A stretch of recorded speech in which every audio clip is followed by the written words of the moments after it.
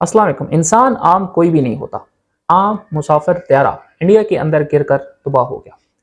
Boeing 787 Boeing 787 India का एक मुसाफिर त्यारा जो कि कल इंडिया के शहर अहमदाबाद के अंदर जैसे ही उसने उड़ान भरी को उड़ान भरने के अगले ही 2 मिनट में वो गिरकर तबाह हो गया।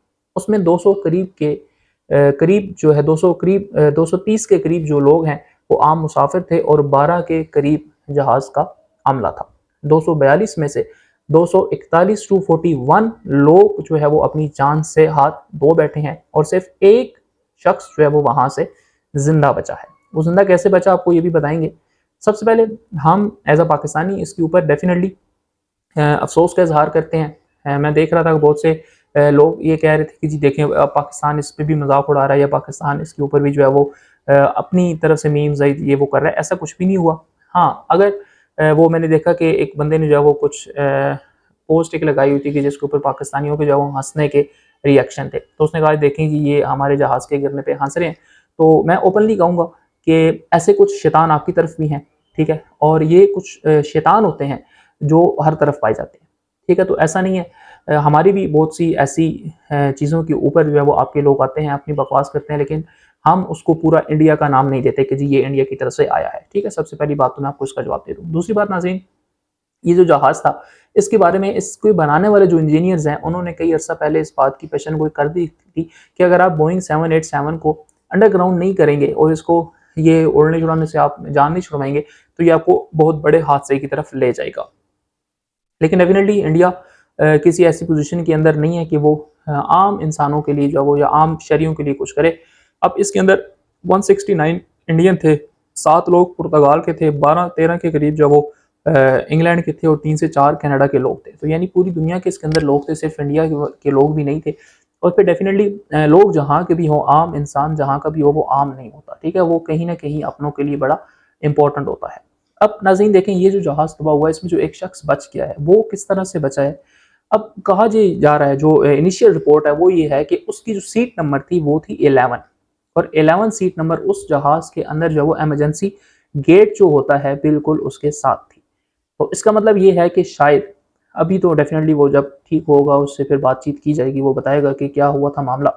तो वो शायद उस वजह से बच गया क्योंकि उसने उसका इस्तेमाल किया और वो अपनी जान बचाने में कामयाब हो गया।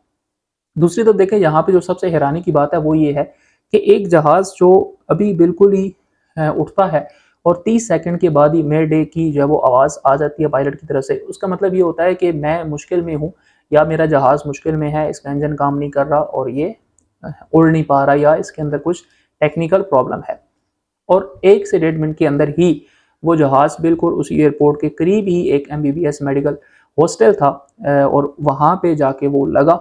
अब उन हॉस्टल्स के अंदर के जो लोग थे उनकी भी कुछ डेथ की खबरें आ रही हैं, लेकिन उसका भी नहीं अंदाज़ा कि वो कितने लोग थे जो वहाँ पे उनकी डेथ हुई है। लेकिन एज अ पाकिस्तानी मैं ये कहूँगा कि बड़े अफसोस की बात है, आम इंसान मैं कहता हूँ कभी भी कहीं भी आम नहीं होता।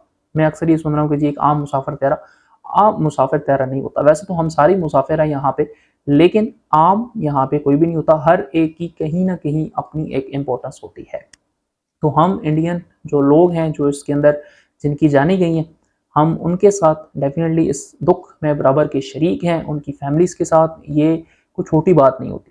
फिर उसके अंदर से एक पिक्चर बड़ी मज़े की वायरल हुई है कि एक डॉक्टर था और वो डॉक्टर जो है वो 7-8 साल इंग्लैंड के अंदर रहा, फिर वो वापस आया और इस जहाज़ के अंदर वो अपनी बीवी और अपने 3 बच्चों के साथ उनको लेके इंग्लैंड जा रहा था कि जो मैंने 7-8 साल मेहनत की है, मैं अब इस काबिल हूँ कि मैं अपनी फैमिली को इंग्लैंड या लंदन शिफ्ट करके वहाँ इकट्ठे रह सकते हैं। लेकिन उसको क्या पता था कि मैं इनको कहाँ लेकर जा रहा हूँ, और रहेंगे तो वो अब इकट्ठे ही, लेकिन इंग्लैंड में नहीं। उसके अलावा नाज़रीन इनके अंदर गुजरात के जो साबिक वज़ीर आला हैं वो भी थे, उनकी भी डेफिनेटली डेथ होगी क्योंकि सिर्फ एक इंसान बचा है, बाकी सबकी डेथ हो गई है। तो हम इस दुख में इंडिया के साथ बराबर के शरीक हैं। हमारी आपस में 100 दुश्मनियाँ सही, 100 दुश्मनियाँ हैं, आगे भी चलती रहेंगी, लेकिन हम दुश्मनी भी मयार की करते हैं, हम गिरी हुई दुश्मनी नहीं करते। ये है नाज़रीन अभी तक के अपडेट्स। अगर हमारे चैनल के ऊपर नए हैं तो हमारे चैनल को सब्सक्राइब करें। बहुत जल्द मिलेंगे इंशाल्लाह अपनी अगली वीडियो के साथ, तब तक के लिए अल्लाह।